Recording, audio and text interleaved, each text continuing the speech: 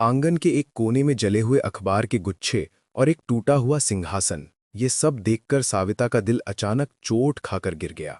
कल तक घर में उसके पति रमेश की गूंज थी। आज सुबह पड़ोसी की दुकान के बाहर खून से लथपथ उसका शरीर पड़ा मिला। अस्पताल की ठंडी दीवारों के बीच डॉक्टरों ने केवल सिर हिलाकर कहा, हमें देर लग गई। उस एक वाक्य ने साविता की दुनिया उजाड़ दी।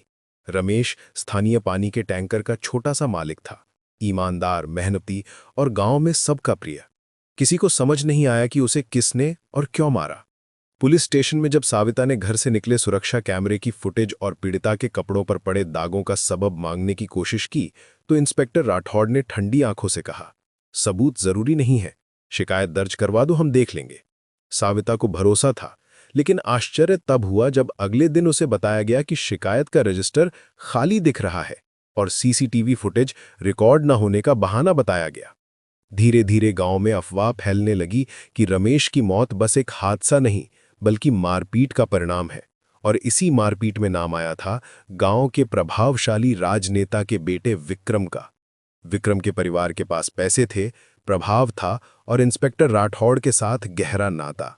साविता के मन में ऐसा जख्म पनपा कि उसने यह तय कर लिया, ना तो वह चुप रहेगी और ना ही अपनी इंसाफ मांगने की आवाज दबने देगी।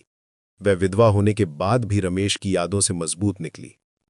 सबूत गायब थे, पर उम्मीद नहीं। साविता ने एक कदम उठाया जो गांव में शायद ही किसी ने पहले उठाया हो। उसने आरटीआई, सूचना का अधिकार के तहत पुलिस स्टेशन से उस घटना के दिन की ड्यूटी रजिस्टर, सीसीटीवी लॉग और एफआईआर फाइलों की प्रतियां मांगी।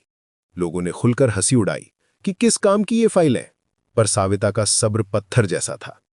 आरटीआई की प्रक्रिया धीमी थी, पर एक हफ्ते बाद जब आंसर आया तो उसने देखा ड्यूटी रजिस्टर में उस दिन का नाम ही हटाया गया था।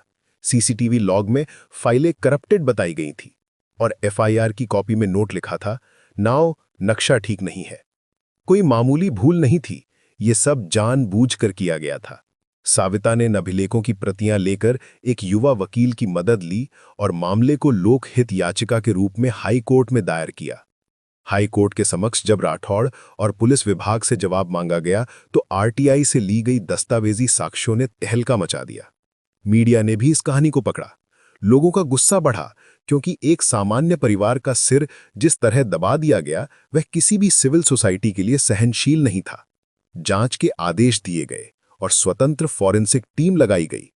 तहकीकात में पता चला कि रमेश की हत्या उसी रात विक्रम के साथ झगड़े के बाद हुई थी और सबूत नष्ट कराने की साजिश में पुलिस लाइन के कुछ अफसर भी शामिल थे। कोर्ट ने राठौड़ को निलंबित किया, विक्रम को गिरफ्तार करने के आदेश दिए और मामले की निष्पक्ष सुनवाई सुनिश्चित की।